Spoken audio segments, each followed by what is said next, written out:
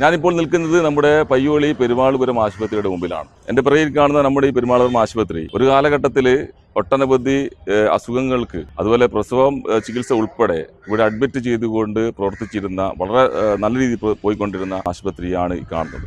ഇവിടെ ഒരുപാട് കെട്ടിടങ്ങളുണ്ട്. അന്ന് അത്രയും കാര്യങ്ങൾ ചെയ്തതുകൊണ്ട് തന്നെ അതിനുള്ള സൗകര്യങ്ങൾ അന്ന് സർക്കാർ ഒരുക്കി കൊടുത്തത് കൊണ്ട് തന്നെ ഇവിടെ ഈ ഒരു ഗ്രൗണ്ടിൽ ബിൽഡിങ്ങുകൾ പല സ്ഥലങ്ങളിലായിട്ട് ഇങ്ങനെ കിടക്കുകയാണ്. പക്ഷേ ഇന്ന് ഇവിടെ OP വിഭാഗങ്ങൾ മാത്രമായി ചുരുങ്ങിയിരിക്കുകയാണ്. നല്ല രീതിയിൽ ഇവിടെ OP വിഭാഗങ്ങൾ രാവിലെ മുതൽ വൈകുന്നേരം പ്രവർത്തിക്കുന്നു എന്നുള്ള കാര്യത്തിൽ യാതൊരു സംശയമില്ല. പക്ഷേ നമ്മുടെ പയ്യോളിയുടെ അല്ലെങ്കിൽ തിക്കോടിയുടെ നമ്മുടെ ഈ ഭാഗത്തുള്ള നമ്മുടെ കേക്കം പ്രദേശം മുതൽ ഉൾപ്പെടെ ഇന്ന് അനുഭവിക്കുന്ന ആരോഗ്യ മേഖല അനുഭവിക്കുന്ന വലിയ പ്രതിസന്ധികളാണ്. ഉദാഹരണത്തിന് നമ്മുടെ നാട്ടിൽ ആർക്കെങ്കിലും ഒരു അത്യാഹിതം സംഭവിച്ചു കഴിഞ്ഞാൽ ഹാർട്ട് അറ്റാക്ക് പോലെയുള്ള, അതുപോലെ ഏതെങ്കിലും സ്ട്രോക്കോ, അത് മാത്രമല്ല ഏതെങ്കിലും വാഹന അപകടങ്ങളോ, പിന്നെ നമ്മുടെ തീരപ്രദേശങ്ങളുള്ളതാണ്, ഡൈവിംഗ് ബീച്ചുള്ളതാണ്, എന്തെങ്കിലും ഒരു അത്യാഹിതം സംഭവിക്കുമ്പോൾ ഫസ്റ്റ് തന്നെ നമ്മൾ അവരെ സ്വകാര്യ ക്ലിനിക്കിൽ എത്തിക്കുന്നു. അവിടെ നിന്ന് പ്രാഥമികമായിട്ടുള്ള ചെക്കപ്പ് നടത്തിയതിനു ശേഷം നിങ്ങൾ വേറെ എവിടെയെങ്കിലും കൊണ്ടുപോയിക്കോ എന്നുള്ള സ്ഥിരം വാക്കല്ലാതെ നമുക്ക് പ്രത്യേകിച്ച് അവർക്കൊന്നും ചെയ്യാനില്ലാത്തൊരു സാഹചര്യമാണ് കഴിഞ്ഞ കുറെ കാലമായിട്ട് നമ്മൾ അനുഭവിക്കുന്നത്. ആ ഹോസ്പിറ്റലിൽ നിന്നും ആ രോഗിയെ, ഒരു ഹാർട്ട് അറ്റാക്ക് വന്ന രോഗിയെ ആംബുലൻസിൽ കയറ്റി പോകുന്ന വഴിയിൽ മരണം സംഭവിച്ച ഒട്ടനവധി ഉദാഹരണം